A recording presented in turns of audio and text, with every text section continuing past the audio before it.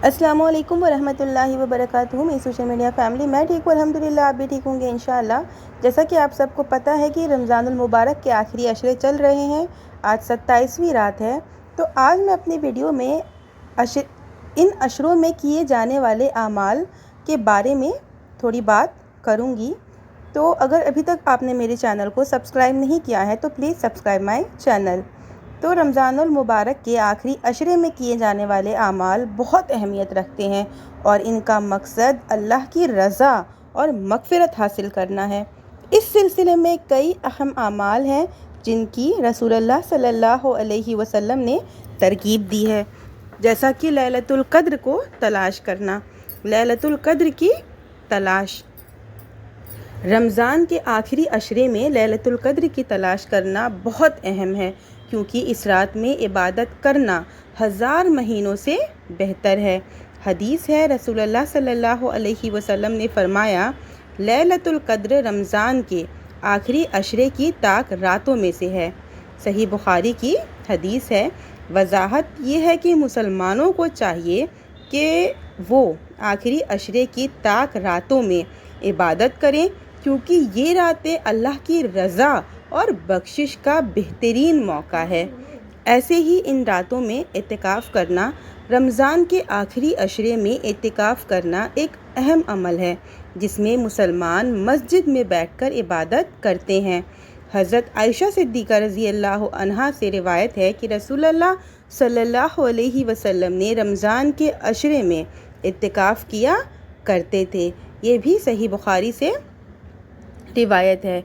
इतिकाफ़ में इबादत, तिलावत कुरान और ज़िक्र में मशगूल होकर दिन रात का बेशकीमती वक्त अल्लाह की रज़ा में गुजारना शामिल है।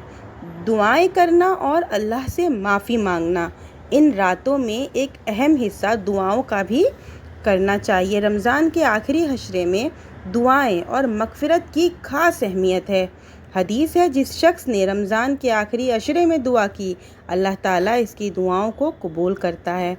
वजाहत, ये वक्त अल्लाह की रहमत को जज्ब करने का है, लिहाजा अहम कसरत से दुआएं करनी चाहिए और अल्लाह से अपने गुनाहों की माफ़ी मांगनी चाहिए।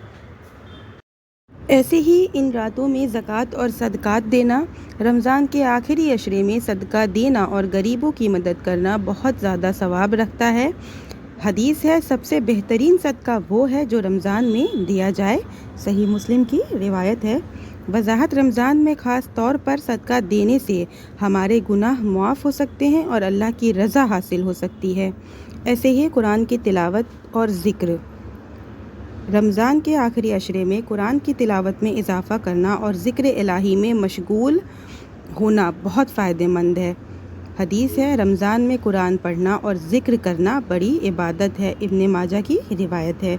वजाहत, रमज़ान के आखिरी अशरे में कुरान की तिलावत और ज़िक्र अल्लाह से ताल्लुक़ मज़बूत रखने का ज़रिया बनते हैं।